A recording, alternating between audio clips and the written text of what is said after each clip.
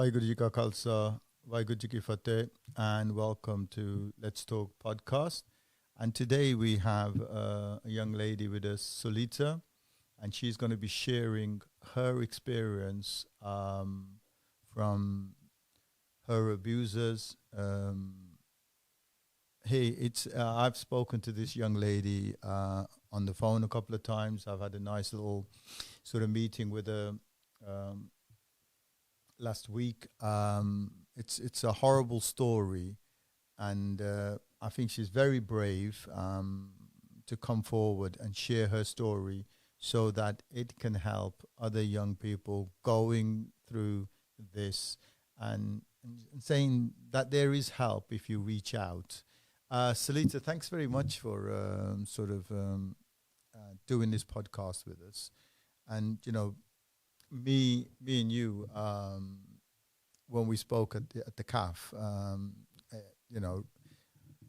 I couldn't go to sleep that night because it is a horrible, horrible experience. It's like going to hell and back, but you're safe and sound here now. So before we go into the whole story, how was your childhood like? My childhood was quite disruptive. There was a lot of abuse within the family. Mm-hmm. Dad became an alcoholic, got with the wrong people. He would go to work and have the same kind of people with him. When I say same kind of people, they all beat their wives. They were all drunks. Okay. There was no stability in the houses. The children were just left roaming around. There was no structure. Education, my parents weren't educated in English at all, so they'd had no idea what we were doing at school. Mm-hmm.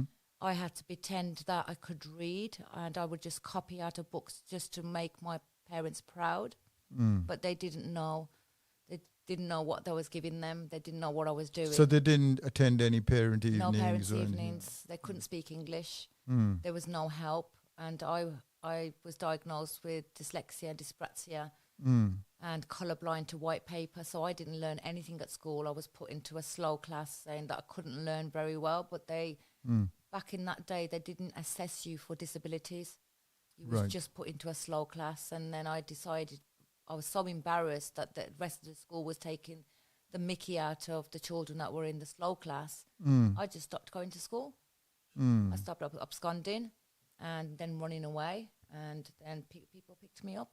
So when you were running away from school or not attending school must have been reporting it back to your parents. Wasn't your parents concerned at all about that? They were concerned. One week when I got taken back home, I would get smacked and beaten, and that's how we were put into our place. There was no sitting down and asking us what was wrong, because it was abusive family. Dad was a drunk. Mum was beaten on a daily basis. That was by my grandmother, and my grandmother's daughters would come down and take it in turns of beating her. Then she was put in the kitchen, and she'd spend from 8 o'clock in the kitchen till 11, 12 o'clock in the kitchen. Dad would finish work, go straight to the pub, come back drunk as an ox. And then he would wake my mum up, make her cook, and then abuse her and beat her. And this was done in front of us. So you can imagine that we were 5 of us were sleeping. We'd hear Dad come in swearing and beating. Mum would be crying. Sometimes we'd run downstairs to see what was going on, but we would get the lash of it as well. So we kind of stayed in our rooms when we heard Mum being smacked. But you knew what was happening. Yeah. Grandmother would join in, and then over the weekends she would have a daughter come in, and they would beat her in the front room together. So when you were listening to the screams of your mother or crying, how did it make you feel? Can you remember? I remember being scared. I remember being confused. And because it was happening so much, we became immune to it. So it became normal. We knew Dad was going to go out on the weekends and after work and get drunk. It was a pattern that we got used to. And it was only happening at weekends, was it? Not really a week, just weekends. And the weekdays as well. But not as much in the weekdays. The weekends, Friday, Saturday and Sunday were the worst because he wasn't working on those days, and he could go full in with his friends and bring them home and then wake Mum up and get her to cook for the men that she had in the house. It was a disruptive family home. And I think, if I don't get my sort of wires crossed here a bit, you actually saw the rape of your mother. You were saying as a kid as well. My dad slept with my brothers in his bed in the same room as what my mom slept. We had 2 beds in there, so me, my mom, and my younger brother and my sister would sleep in that bed. Dad would come in, and he would do it while we were in the bed. And I would pretend that I was sleeping. I would turn into a cardboard. I was terrified, and we wouldn't move. And then it would get taken downstairs when he would like try pulling her out the bed by her hair, asking her to make food for him, and it just carry on. So we just got immune to it. We knew that every weekend was going to be the same thing that was going to take place, and we didn't learn anything at school. It got to the point where he'd smack us as well, and he put a lot of bruises on us, and we had to do PE at school. Dad wouldn't allow me to do it because I was a girl. But they used to make you do it in your knickers. And when they took my clothes off, I had so many bruises and belt marks and punches that they called the social services. So I got taken into care numbers of times when I was little. And then it got to the stage that I just started running away from home. How old was you when you started running away from home? I think the first time I ran away from home must have been about 8. Okay. Mum was kicked out. She was sent to she got a house in Birmingham. Her brother and sister helped her get a place. My mum had my younger brother, my younger sister, and she left my older brother, me, and my younger brother with my dad. Okay. I would run away from my dad's because it was, Mum had gone and it was all on me now. So Dad would beat me and he'd make me cook. And then he would do things to me when my grandmother was downstairs or she was in her room. I would come crying downstairs and say that he's done this, he's touched me. She would then ask her daughter to come down and they would beat me in the room. And it was the same thing that was happening to me that was happening to my mum. So every time the door opened or I could open a window. So you were 7 or 8, you had to do the cooking and he was doing certain things to you sexually that... It started when Mum was at home. She'd be downstairs cooking and he would be messing with me upstairs. And when I did tell her, she beat me with a stick and told me that I was disgusting and how could I talk about my dad like that. So I wasn't believed. So I thought, well, what's the point of living here? Every chance I had, I ran away. I walked the streets, I knocked on people's doors. Some people took me in. I got abused in some household, but I was so used to it, it didn't really faze me anymore. So when you went at the age of 8, I mean, where did you go to? I mean, you left your house. Your mum's not there. She's in Birmingham. They picked me up and took me into foster parents. Okay. He's picked me up. I didn't stay with the foster parents either. I legged it from there as well. They picked me up again. And this carried on for a while. And then they decided to put me in a secure unit. And I think I first got taken into a secure unit when I was 11. And when you say secure unit, maybe people listening outside might not understand it. So what is a secure unit? A secure unit is it's like a semi-prison for young adults, young children who go missing and don't stay with the children's homes or the foster parents. So it's mainly to look for their safety so they don't get picked up and get taken by other people. Right. So I was made to go to the magistrate's court once a month, every 28 days. And they could only give me 28 days because I was a child. And that's how they kept me in the secure unit. But when they took me to the magistrate's court, I would ask to go to the toilet. I went to the top of the building and I went down the pipe and got out. Okay. And I went missing for a couple of years. I was staying with random people until they had enough of me. Some of them abused me, some of them didn't. And Were then, they the people that you were living with? Were they Asians or white people? no, or they were mainly white people or white black people? people. I never, if I knocked on a door that was Asian and it was an Asian person that came to the door, I'd run. You get scared. I'd get scared because I was scared of my own kind. Mm. Black families took me in, English families took me in. Then, because I was in Danes Court, one of my friends, she was in care with me. Her mom was a prostitute. And she'd taken me to her mom's house. Mm-hmm. And I started running away to her mom's. Her mom would look after me and feed me. Mm-hmm. I didn't know what she did as a job because I didn't understand. I just thought all the men that used to come. How old was she then? I think I was about 12, 13. Okay. And I thought they were just her friends, but she was a prostitute and that's how she was making her money. Mm. No one ever hurt me in that house. She always made sure that she fed me. Mm. She always made sure that we were downstairs and we didn't see the men. We saw them coming in, but we didn't see them doing anything. Right. The police then found me there and put me back in the secure unit again. And this happened a number of years. It went backwards and forwards. And then they decided to send me to secure units all over the country. Mm-hmm. I can't remember the names of the places I got sent to, but I was in a lot of secure units. So name some cities. I mean, you're originally from Wolverhampton, so where would you end up? Like They sent me to Blackbrook House, that was in Merseyside, and it was run by Catholic nuns. Mm. And it was a 24-hour lock-up house. It was a tall building, and all the doors were locked, and you had four parts of this building, and there was different ages of children in each layer of floor. Mm-hmm. It was run by the nuns. I was made to go to church. I decided after a while that because I was Asian, I wanted to go to a temple, and the main reason was for me to run. Right.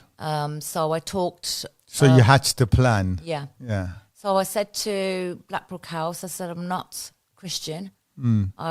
I'm Asian. We go to a temple. Mm. So I would like you to take me to a temple. Mm. But I already knew from going to temples with my mum how it was planned out, where the toilets were, where the exit doors were. Mm. I got the people who looked after me, who took me to the toilets at the temple when they took me. Mm. They took me a couple of times. I sat down. And then I said to them, it's okay, I know where everything is. I'll be back in a second. Can I go on my own? Mm. And I ran. I got onto the motorway. I got a lift of drivers and made myself back to Birmingham. So the drivers never questioned you what you're doing on the road or what you're seeking a lift for? I told them that I was on the run. I told them I was running from my family and I was going back home. I didn't tell them any more than that. Right. And they were more than happy to drop me off. Nobody hurt me. Mm-hmm. I was lucky that I didn't get killed. Now, when I look back at my journey and the things that I did, because I wasn't frightened of anything. Everything had already happened to me. Had already happened at home. Yeah. So who was anybody else? Mm. So this is what I did for years, backwards and forwards. And then when I think I was about 15, nearly 16, Mm-hmm. the place I was staying in Birmingham, they were abusing me. It was a Muslim gang who run a restaurant in Dudley. Before that, you said you went off to around about 14. You were in London or on a market stall, Yes, and there was a guy that. I found somebody in Wolverhampton that did market stalls. So I asked them for a job, Yeah.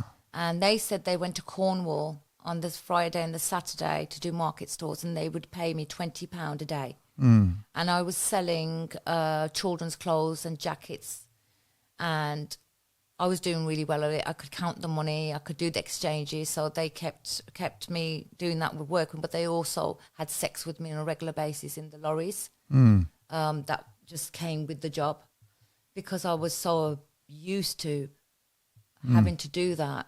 It became normal. Okay. So if anybody wanted to help me, and that's what they did, I presumed that was normal because it started at home. Mm.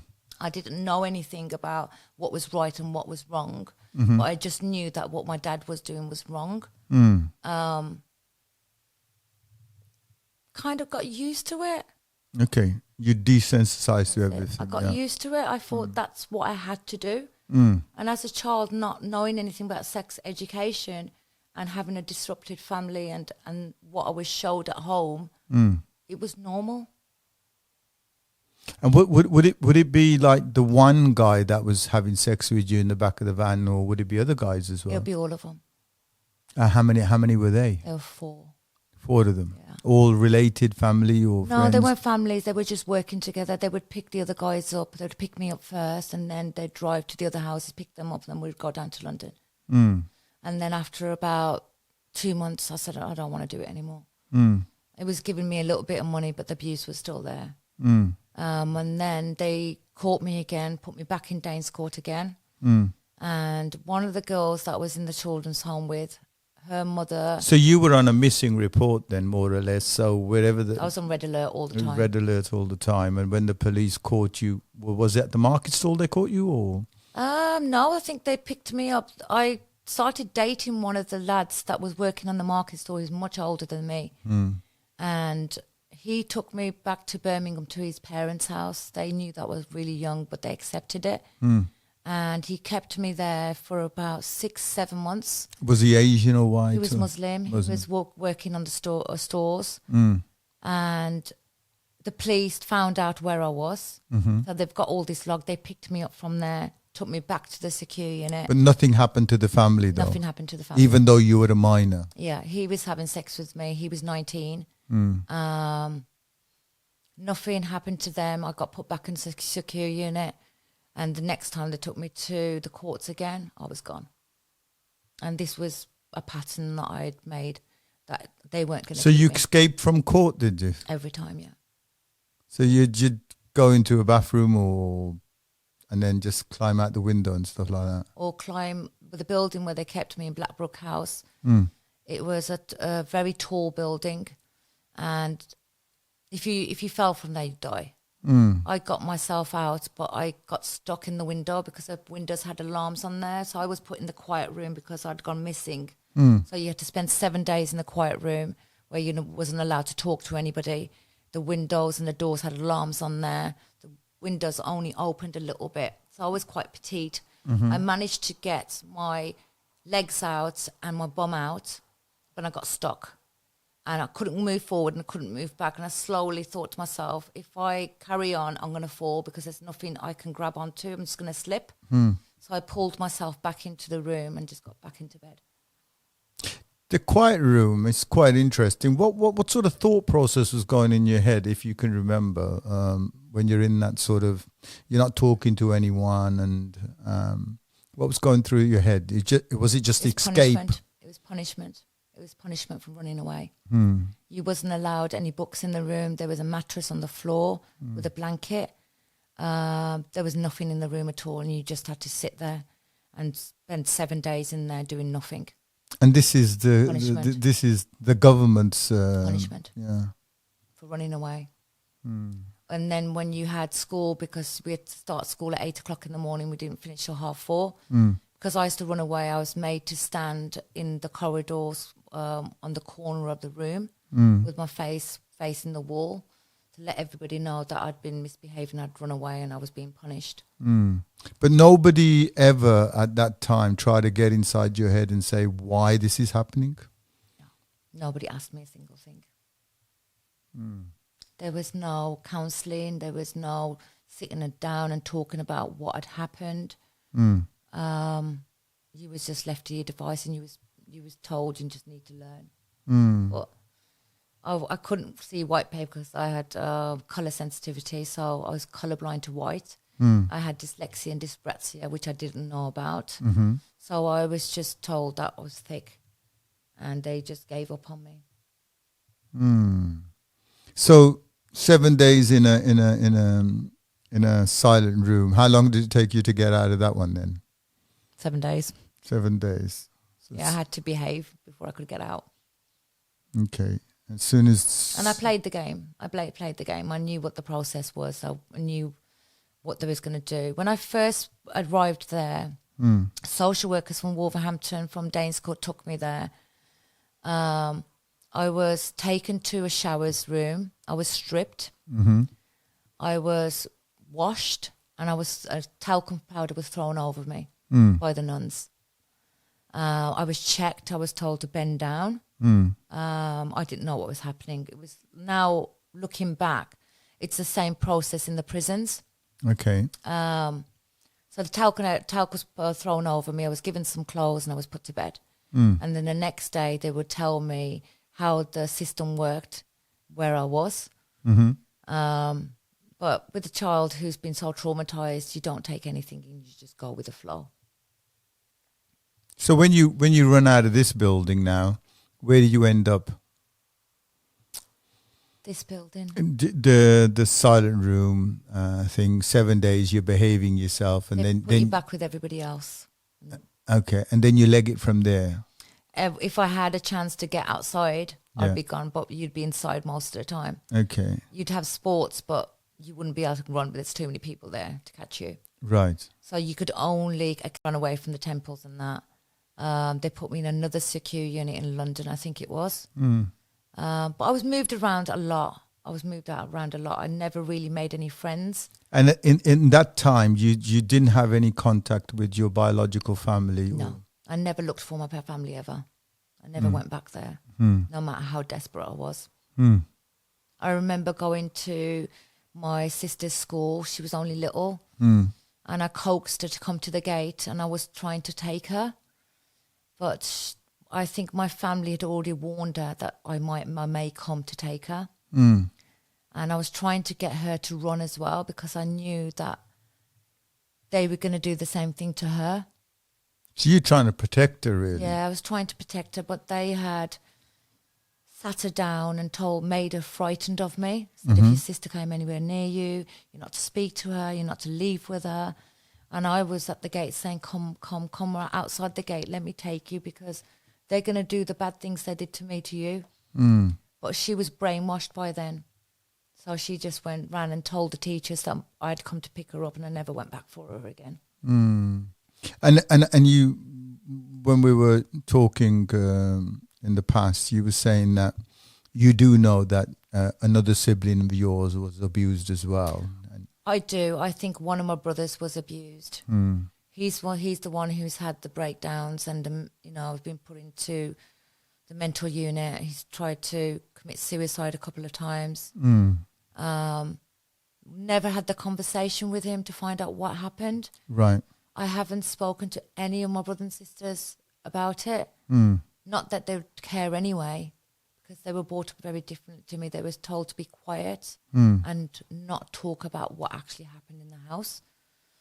So one of my brothers, he set light to his leg and he tried to hang himself. And I think now that I'm educated,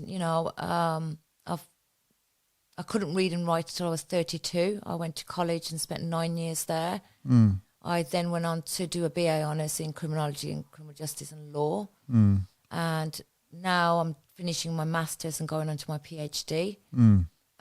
So congratulations on that. I've come a long way from not being able to read and write. And I wanted a career in helping people.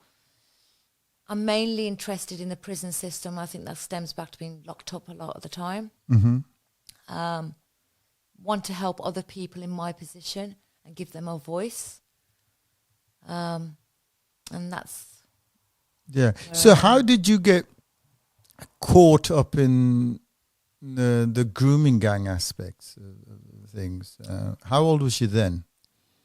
I was about 14, 15. And the boy that I met at the restaurant who got locked up, he got locked up. So I got out of the secure unit and ran again. And I found out that he'd been locked up after I went to the restaurant. I went to the restaurant because that's where he worked. And that's when they... And where was the restaurant? The restaurant was in Great Bridge, Dudley. Yeah. And I went looking for him there. I was on the run. They took me in. They said they would look after me. And that's when all the abuse started. And then they kept me and abused me, took me to different houses. the houses were brand new houses, were carpeted, but they had no furniture in there. It was just a holding place for me. So they'd put me there because they had nowhere else to keep me. And in the evenings when they opened the restaurant, they would bring me to the restaurant and sit me in the restaurant upstairs. And then they'd have like mini parties of men coming in. And they'd feed me, but I think they used to drug me through the food. I don't remember how I got upstairs, but I remember being upstairs. And I remember being really woozy, and I was laying down. I had nothing, no bottoms on. And I remember a load of men walking up the stairs. Right. I remember they having sex with me. I remember looking to the side of me, and there was a little girl there. She was much younger than me. How old would you say she was? I think she was about 9, 10. Yeah. And I remember looking over at her, thinking, what's going on? And she was being raped by a man who was on top of her, and there was somebody on top of me. But I remember feeling numb and not feeling anything at all. It didn't hurt. I just remember crying. What, was this girl an Asian girl or a white girl? No, it was an English girl with blonde hair. I think she was between 9 and 11. She was quite small. I remember saying something to her. I remember saying something like, "It's going to be okay," and I remember crying. And she was crying, but she was quite out of it. So they drugged her as well. That's when I realised that the food that they were giving me, they were putting drugs in the food to make me woozy, because I don't remember going up the stairs. I just remember being upstairs and then seeing a load of men coming up the stairs, like waiting in a queue to be served. And that carried on for a long time. So how many people, how many men would come up there during the night, during the evening? There was more than 20. So some nights you could get up to 20 people. Yeah, there's more than 20. I remember seeing a line of people. And I remember feeling numb. I couldn't feel anything at all. Didn't hurt. I just was sad because I could see the other girl crying. And that's when I realised that I couldn't see properly and I felt sick. And that's when I realised that they were actually drugging my food. And this restaurant owner, Asian or white or? They're Muslims. Muslims, okay, Asians, okay. And so during the day you be in one of their houses, and in the evening they'll pick me up and pick you up and bring you up. Bring me back to the restaurant again. And the people that were sort of abusing you, or the people that were raping you, were they Asians or? They were Muslims. When the lad that I was going out with, he got locked up. I went looking for him at the restaurant, and they told me that he'd been locked up, and then they gave me to a Bengali guy that lived in Smethwick, and they said that he would look after you now, and you would come to work with him when he came to work, because he used to do the dishes and the food. Then he started raping me. In the house? In the house that he was keeping me at. They would do it at the restaurant, and then I would go home with him. And he one day raped me and left the house, and he left the door open, forgot to lock it. And I'd gone round the back and ran, and I fell, and I had a piece of glass stuck in my leg. And he had hid in the front of the house to see how long it would take me to get out the house. So he'd actually tied me up. Right. He tied me up as my hands and my ankles were tied together, so I couldn't move. And so when you were in the house, you were tied up? He tied me up before he left. I undone myself, and I ran through the back door, and I fell in some glass. I had some glass stuck in my leg, and I managed to get to the front of the house. And I remember this house being near a park. It was the houses were very tightly built, cramped, and there was a passage to the park. And I remember getting out and knocking this woman's door, and I was screaming. It was 4:00 in the morning. I was crying and screaming at the top of my voice for her to open the door. She didn't. He grabbed me from outside the house, dragged me back in, beat me and then raped me and kept me in the house. But Ha- the people knew Yeah. that he had me in the house. And this house was in, I think we said Smethwick. Smethwick. Yeah. How long was you in their clutches? Oh God, I'd say was a child a couple of years. So from the age of 15 to about 17, 18? About 16, because I handed myself in the end. I had enough. I went back to where they kept me at Danes Court and I said, I'm ready to come back. How did you manage to get away from them then? I ran from the restaurant. They told me to go and put something in the bin and they left the gate open and I ran. So the first opportunity you I seized it, yeah. Yeah, I ran. And you made your way back into Wolverhampton. I hitchhiked all the way back to Wolverhampton and I handed myself into the children's home. They didn't ask me where I'd been, what had happened to me. Then they went back to Greencroft. They said they had a flat for me. They had £750 to do the flat up. There was a girl who was living in the flat from the children's home. So what they did was they left her all her old furniture in the flat and gave the £750 to her to borrow new things for her flat and gave me the flat at the age of 15, 16. And then left me to it.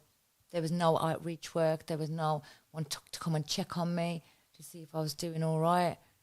And then I ended up meeting a pimp. Okay.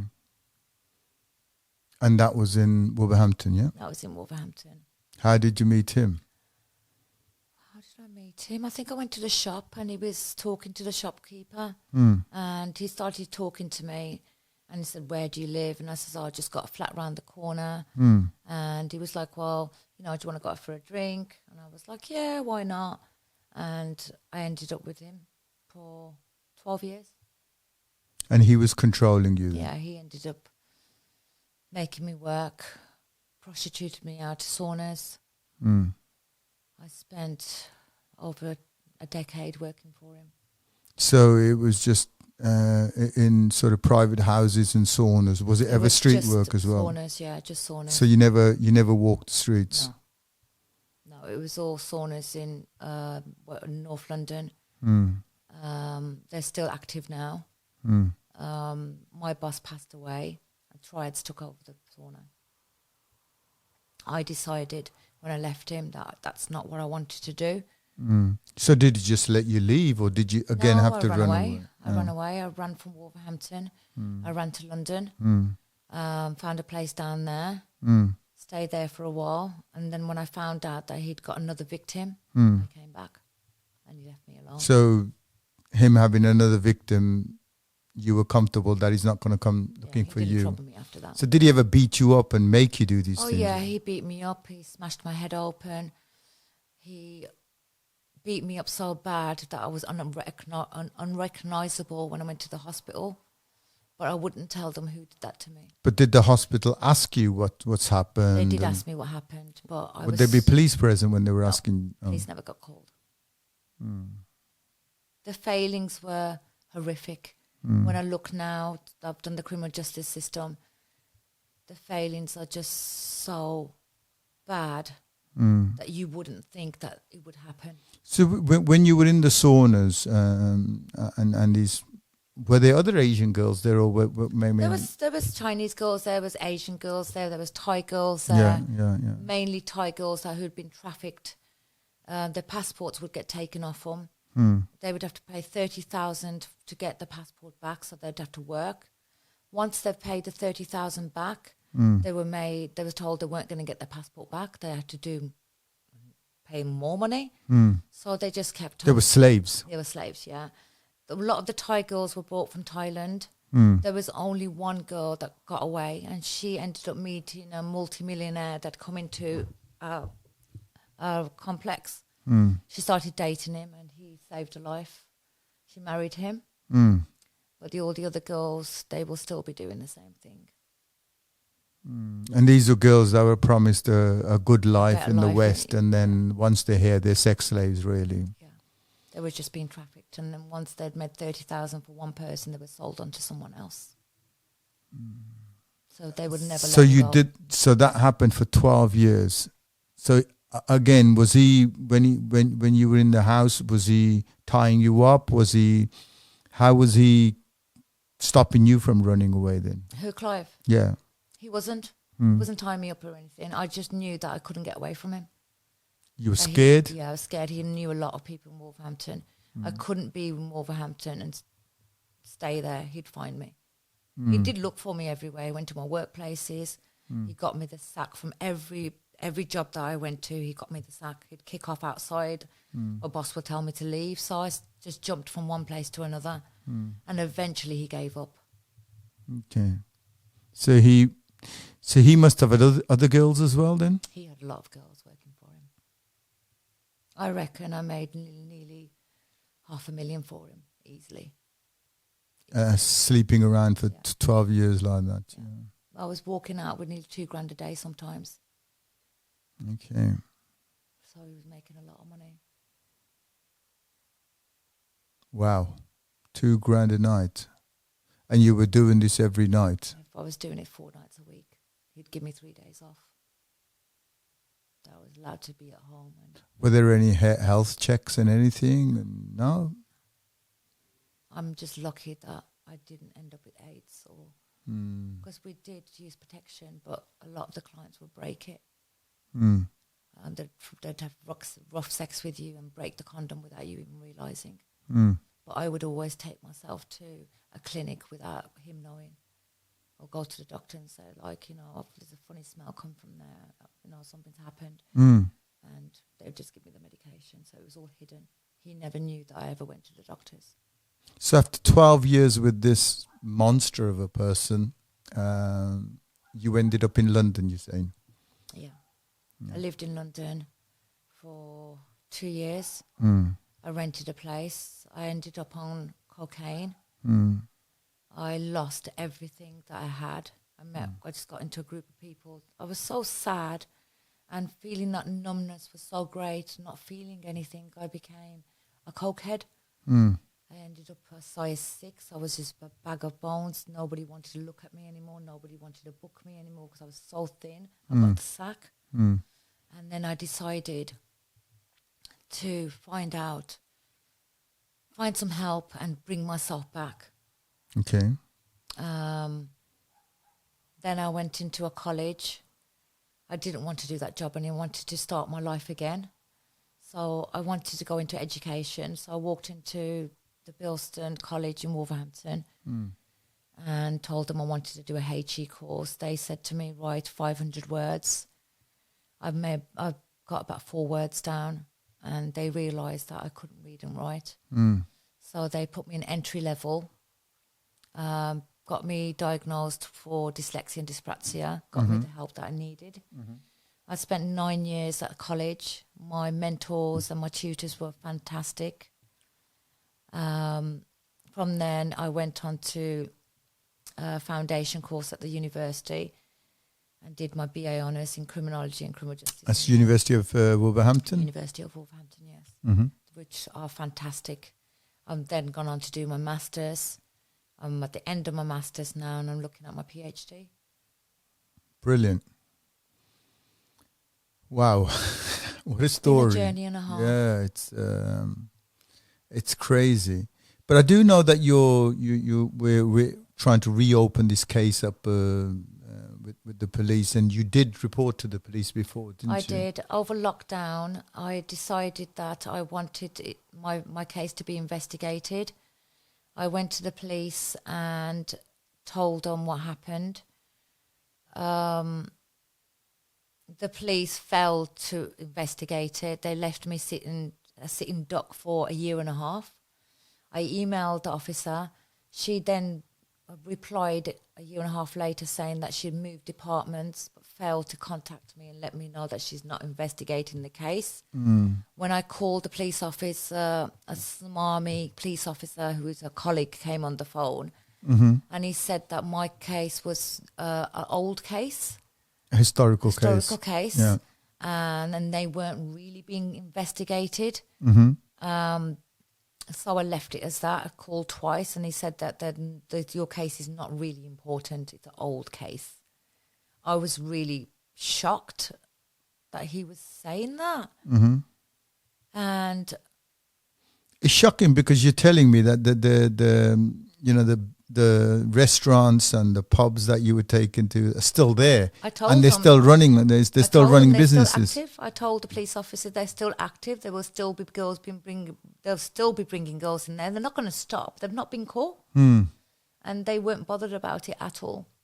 And then I emailed this lady, and she said, "Oh, I left department a year and a half ago." And I said, "Well, did you not think to email me and let me know that you're not investigating my case anymore?" She just didn't get back to me.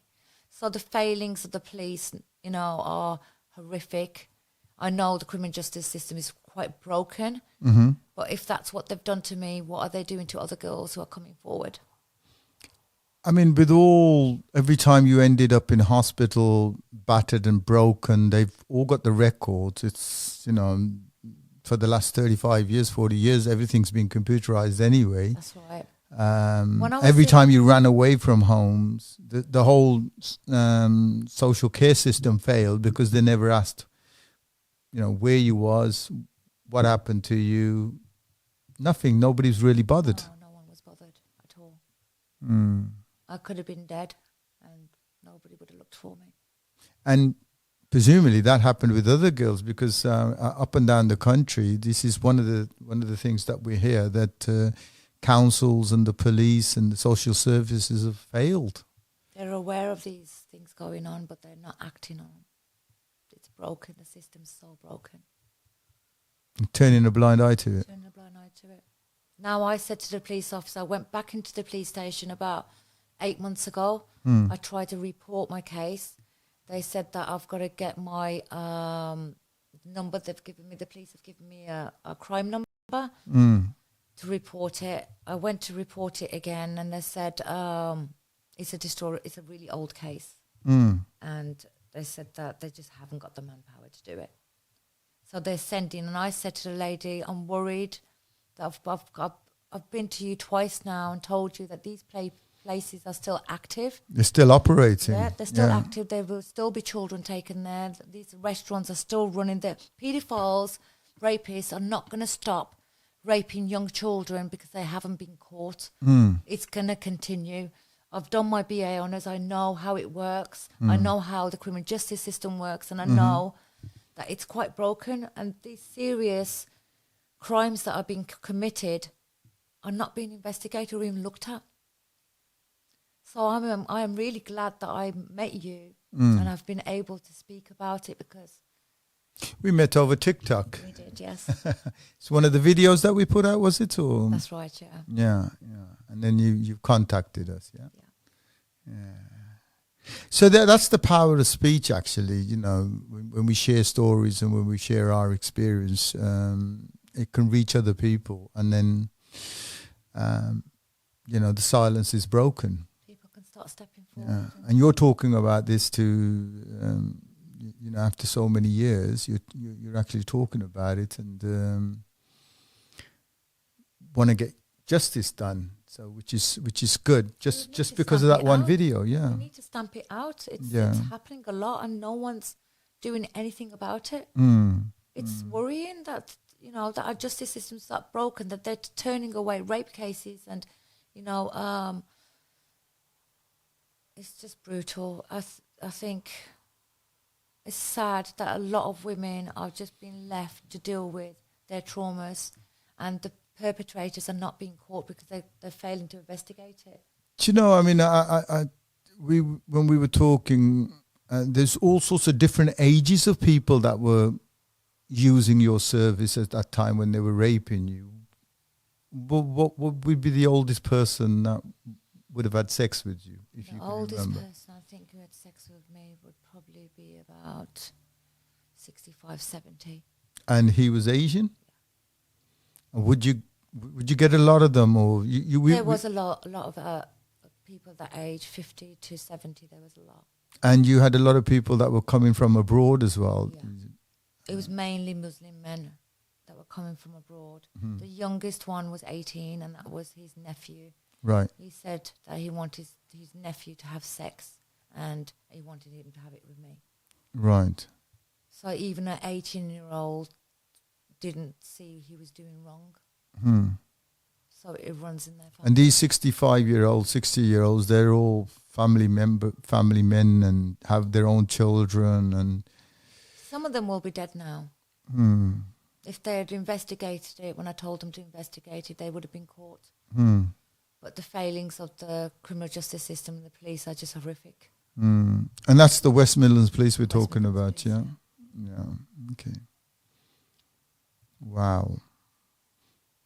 Do you know, we're doing this podcast together, and I mean, what do you want the outcome of this podcast to be, this dialogue that we're having?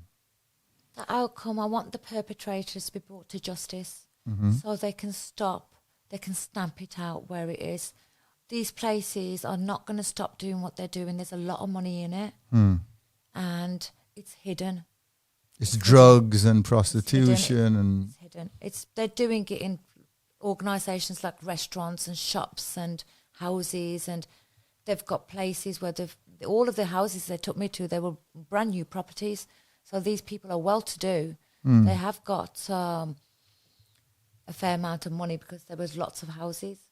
And like I was taken in, I was dressed up when I was kept in Smethwick. And I remember a lady being involved. She was a very pretty lady. She was very smartly dressed. Okay. She had a skirt suit on. She was driving a BMW. I was washed, put in the bath. My hair was washed. I had brand new clothes given to me. Was this, again, I'm just asking, was it an Asian girl or? It was an Asian girl. Asian girl, okay. The guy who's keeping me, the Muslim guy in Smethwick, she drove down with some clothes. They put me in the bath. They said they were taking me to a party in London. Okay. So they dressed you very smartly. I was washed. I was the cleanest I've ever been. I remember being excited. They were saying they were taking me to a party, first party. And I don't remember getting there. I don't remember getting back. I remember waking back up in Smethwick. I remember going into the car and being on the motorway. And I remember them talking to me and telling me about this party, but that's all I remember. And I remember, I don't know how long I was gone for. And then I was back at the house, back in the bed. And I remember my downstairs was bleeding. My back end was really sore. I had bruises all over my body. And I was put in a bath and told to just have a soak. Wow.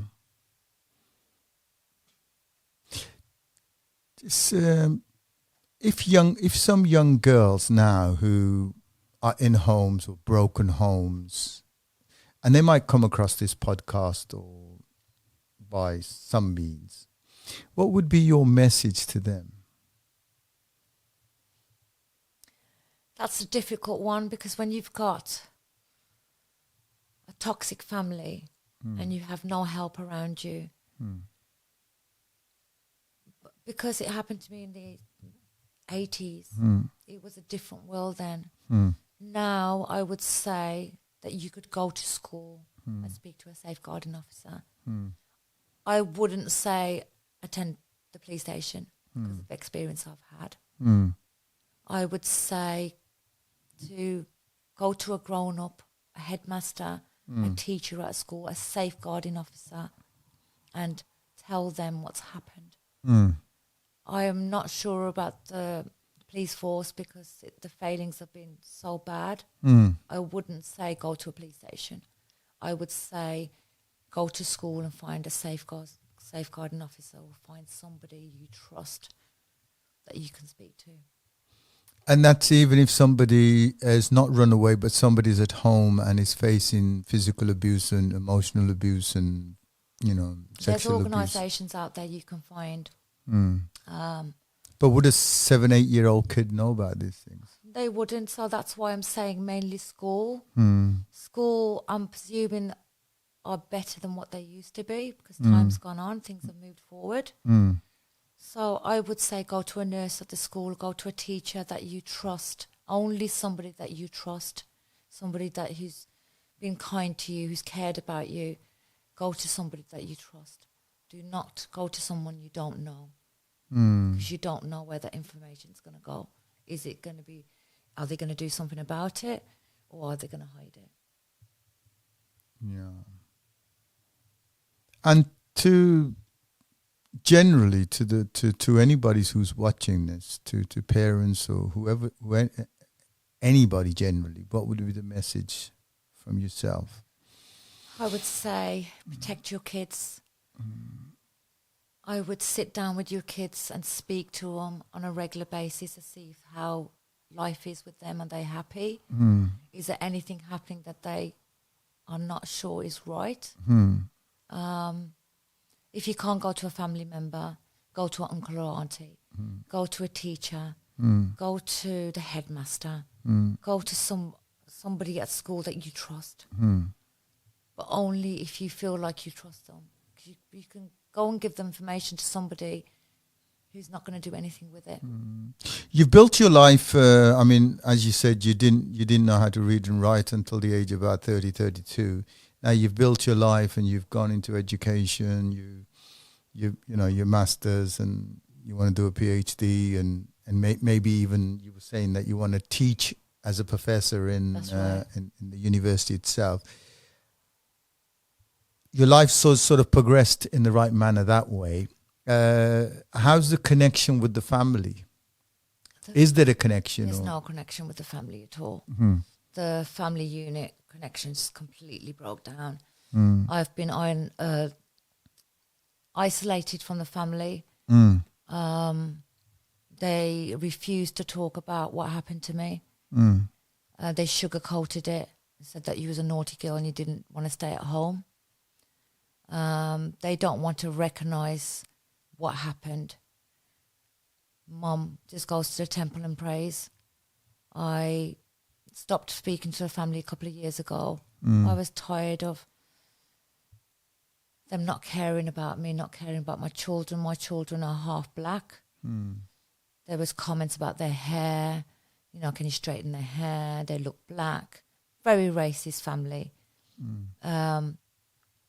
We went to Asian weddings. The uncles and aunties didn't want to speak to me. They pushed us on a table far away from everybody else. Family pictures, we were kind of pushed out because my daughters look half caste and you can tell they're black. So family's quite racist. It got to the point where I just said, I don't want anything to do with you anymore. Well, your family, I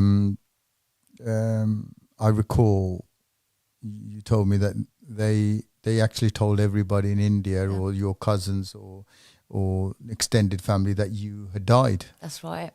They went to India, and when the Indian family asked them over there where I was, they told them that I died in the UK and vice versa at India. So they told Indian people that they died in England, and the English people in England that I died in India. Right. So when I popped up out the blue with three children, nobody asked any questions, which was odd because apparently I died. And so I was just kind of mingled back in the family. A lot of my uncles and aunties didn't want to speak to me. We were put on a separate table. And it got to the point that my children were being so disrespected, and I was, that I stopped going to family functions completely. I said to my children, you're not being treated right, and I'm not going to have this kind of behaviour being expressed onto you too. Three of you, I'm not having it. What happens when you see your parent? Because you go to the same temple. What happens to you emotionally? Do you feel something? Or yes, I went to the temple and I do go and pray. I saw my mom and I kind of side waved her because she was sitting with a lot of aunties. As I looked up her, she put her head down, and it kind of broke my heart because she's my mum and the people that she's sitting with know that I'm her daughter. And so I just went and sat with my back turned to her and I left. The disrespect it was horrible to have your mum ignore you, like you don't even exist. And I know why she's doing it, because they know they were wrong. And they know that I am talking about it now. Yeah. They never wanted me to speak about it ever, because it's disgraceful to them. My sister has had everything given to her. She was like a little princess. Nobody could ever do anything to her. She was married off in a nice family. The wedding was great. She's just as toxic as them. She kept me away from her for the whole wedding. You know, the sister's supposed to be next to her sister. She had my sister-in-laws next to her doing everything for her. They pushed me out, and I stayed on the sidelines. And I accepted them for who they are. And there's nothing that I need from them. My children don't need anything from them. I don't need anything from them. As we're coming to the end of this, I mean, I know we could talk for months and months, because, you know, it's so horrendous from the age of 7, 8 onwards up to the age of 32. It's a quarter of a life. Is there anything else important in your life that we've missed during this talk that might help somebody outside listening to this? If there was an organisation that I could have just gone to, somebody who would have listened to me. There was no help. There was no help. Now I know you can walk into a school. You can walk into, I don't know, anywhere where you can speak to somebody. You go to Citizens Advice and say, there's organisations now where you can actually go and get some help. But when you think of this kind of stuff being done to you, you think of the police. Yeah. That's the first place that you think of going.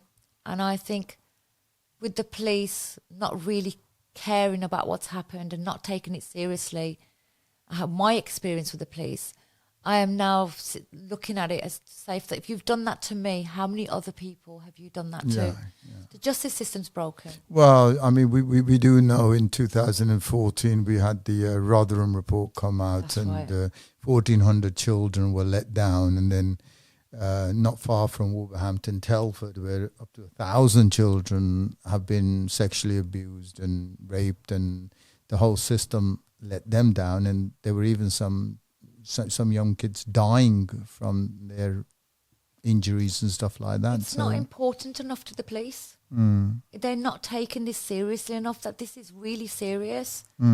And these organisations need to pull together and deal with the situation rather than just not dealing with it at all. Well, recently, I mean, in this week, if you read the news, there was a Met officer who's committed over 40 sexual crimes, and then I think yesterday or the day before yesterday, 2 retired Met officers were... I'm actually doing a paper at the moment on police corruption, and I've found all of these stories. Yeah. I have put them into my article. Yeah. It's rife. Yeah. There's police officers on the force that shouldn't be on the force, and they're just being waved on. The vetting process is failed as far as I'm concerned, and they need to look at it again.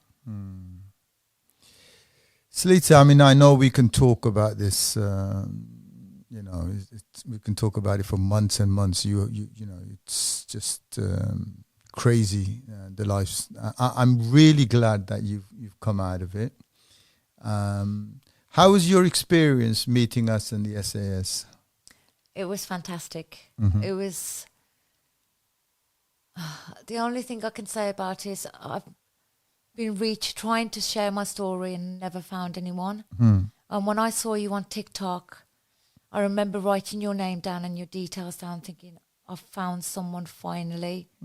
I've kept it in all this time because I knew that one day I will come across somebody who would share my story. I got to the point with the police, I was devastated, I was heartbroken with going into the criminal justice system and doing the degrees that I've done and realising that the system's broken. It's really broken.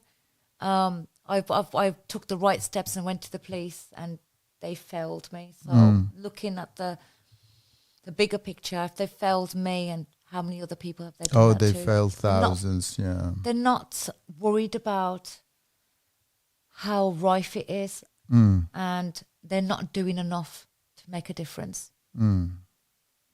Well, thank you very much for sharing your story. I know we're going to be sort of working together now on different aspects of your life as well. And I just thank you from the bottom of my heart for sharing this horrible, horrible experience that you've had. And I hope that anybody listening to this outside, young people, families, take heed to what you've heard. This is real life, and just be aware that these kind of things are happening, and it's very ripe. And for the young kids listening outside, there is, as Sulita said, there is help outside. Go and talk to a trusted adult. It might be in your school, it might be your school teacher. Just talk and seek the help, so you don't have to go from years and years and years of abuse to some people never come out of that abuse, to be honest.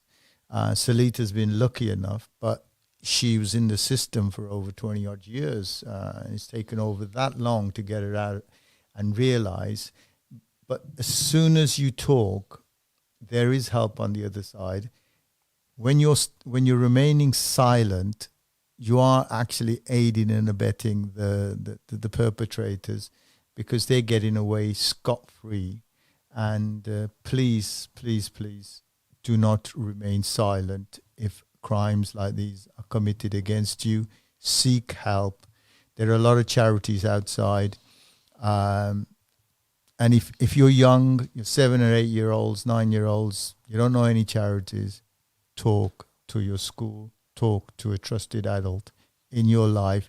On that note, thank you very much, Sulita, and God bless you and your new path. And I hope you get your PhD and become a professor, and hope that the years to come are much, much better than when it was young. Yeah.